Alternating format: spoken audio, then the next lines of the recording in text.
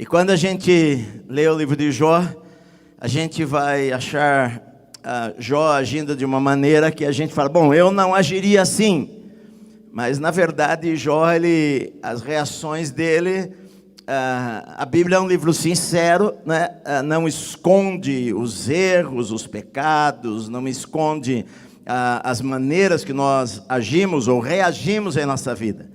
E Jó começou muito bem, porque ele perdeu tudo que ele tinha, ele perdeu os seus bens, ele perdeu o seu trabalho, ele perdeu os seus filhos, os seus 10 filhos, 7 homens e 3 mulheres, ele perdeu os seus 10 filhos, a sua esposa ficou contra ele, falando para ele amaldiçoar a Deus e morrer, ele ficou doente, com feridas dos pés, a cabeça, com dor, ficava se raspando o dia inteiro, ele ficou pele e osso, emagreceu, ele ficou tão desfigurado que os seus amigos que vieram para consolá-lo, na verdade ficaram 7 dias sentados no chão, ao ver como Jó estava com a cabeça rapada, estava vestido de sacos, estava com cinza sobre a sua cabeça, e Jó, a Bíblia diz que ele não pecou com palavra alguma, que em tudo ele falou, o Senhor Deus, o Senhor tomou, louvado seja o nome do Senhor,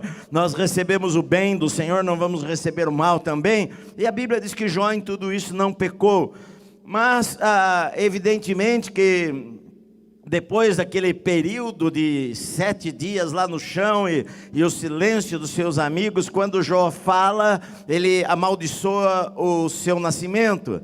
E depois de ele amaldiçoar o seu nascimento, os seus amigos começam a falar. 3 deles, Elifaz, Bildade e Zofar.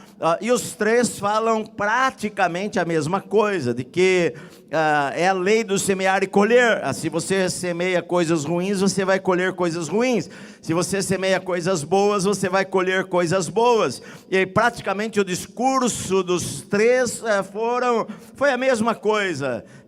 E Jó se defende. Jó, ele fala da sua inocência.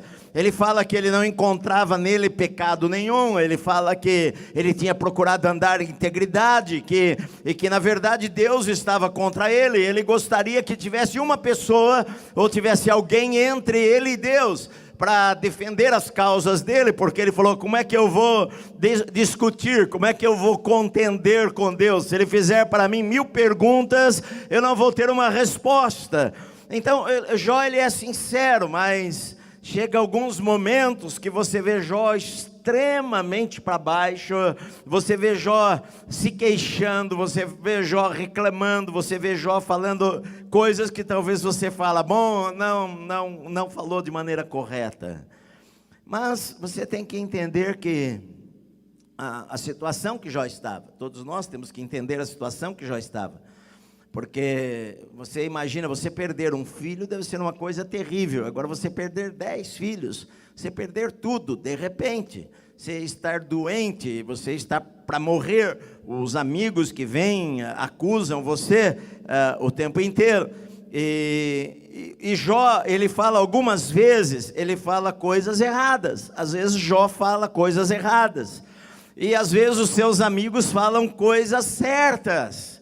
Às vezes os seus amigos falam coisas certas, mas de maneira errada. Porque você pode falar coisas certas, mas falar as coisas certas de maneira errada, julgando a pessoa.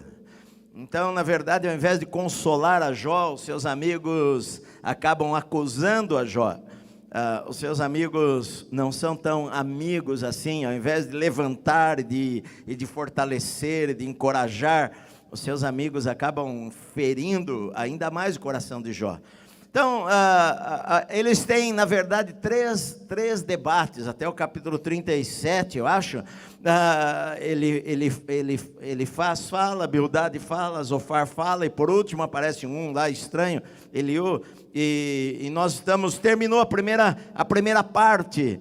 Zofar falou que é o mais jovem, ele é o mais ousado em falar. Ele é jovem, então ele não tem muito papas na língua, ele fala um pouco sem sabedoria.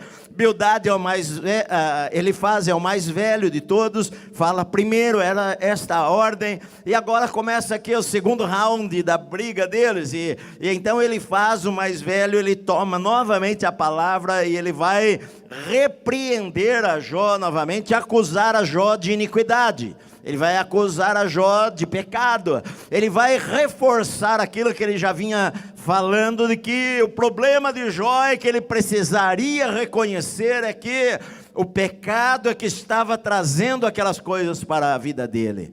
O seu amigo anterior, Zofar, falou o seguinte, colocou um C na conversa, falando: Jó, olha, se uma pessoa buscar a Deus, se uma pessoa abandonar o pecado, se uma pessoa fizer o que é reto, certamente o Senhor vai abençoar a vida dela novamente.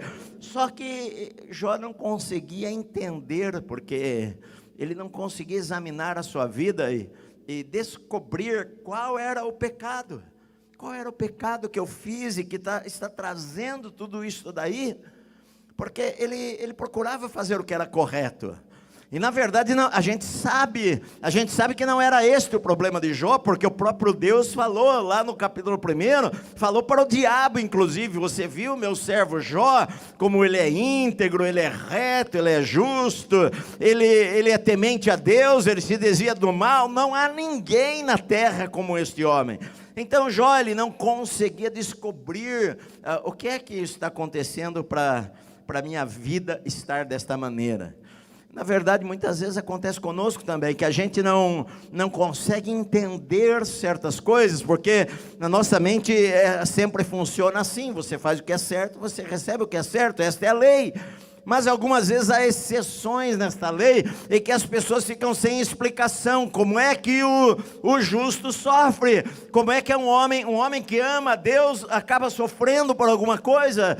Isto traz confusão na vida das pessoas, na cabeça das pessoas. Então ele vai acusar a Jó de várias coisas. Versículos 1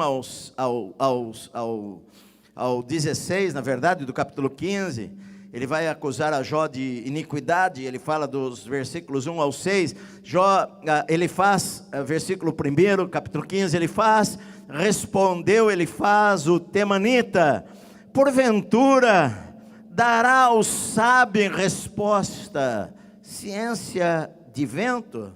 Ou seja, será que você que está respondendo estas coisas, Jó, se você for sábio, você vai responder uma palavra que não é nada, que é uma ciência de vento, que não significa nada? O sábio não faz isso daí, o sábio não responde palavras tolas. Encher-se-á, versículo 2, encher-se-á a si mesmo de vento oriental, arguindo com palavras que de nada servem, com razões de que nada aproveita. Tornas vão o temor de Deus e diminuis a devoção a Ele devida. Olha só, ele está dizendo: olha, da maneira que você fala, que você é justo, e que você chega à conclusão de que, será que vale a pena eu servir a Deus e eu sofrer por causa disso? Na verdade, você está incentivando as pessoas a não temerem a Deus, e diminui a devoção das pessoas para com o Senhor. Eles estão acusando Jó agora disso, ele faz.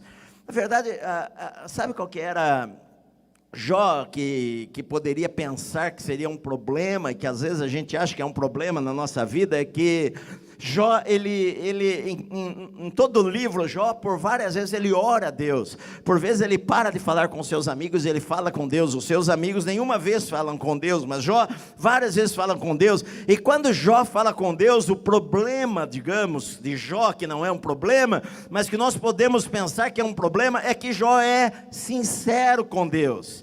Jó, ele é sincero com Deus.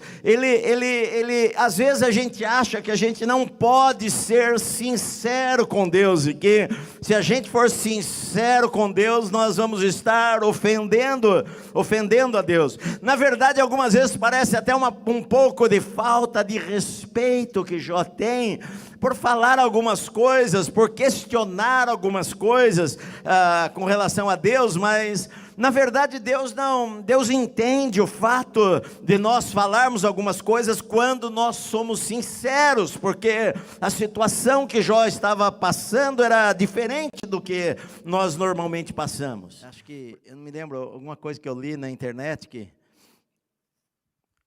não é que a cobra estava no meio do fogo lá? É isso, é alguma coisa assim. E o cara foi lá pegá-la, ela picou a mão, ele soltou. Ela caiu de novo no fogo, ele foi lá pegá-la, ela picou a mão dele de novo. E caiu lá no fogo, e pegou ela de novo, puxou, jogou para fora. E falou: por que você fez isto? Foi porque a natureza da cobra é picar. A minha natureza é fazer o que é correto, é salvar. Eu não vou deixar que o mal faça com que eu me torne mal. Eu não vou deixar que as coisas que acontecem na vida façam com que eu ache que Deus mudou o caráter dele e agora Deus está me castigando. Deus não está te castigando, querido. Deus não está punindo você. Deus não está querendo ver você lá no fundo do poço. Deus está querendo salvar você.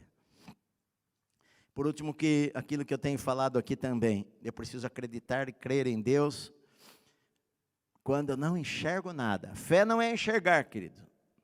Eu não ando pela vista, eu ando pela fé. Algumas vezes na nossa vida, as circunstâncias vão falar tudo o contrário.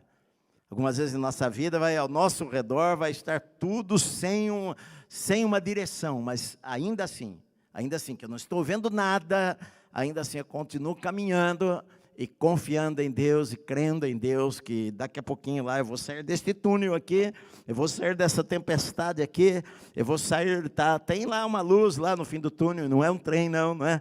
Eu sei que o meu Redentor vive e por fim Ele vai se levantar sobre a terra e Deus é por mim, Deus é por você. Amém, meus amados.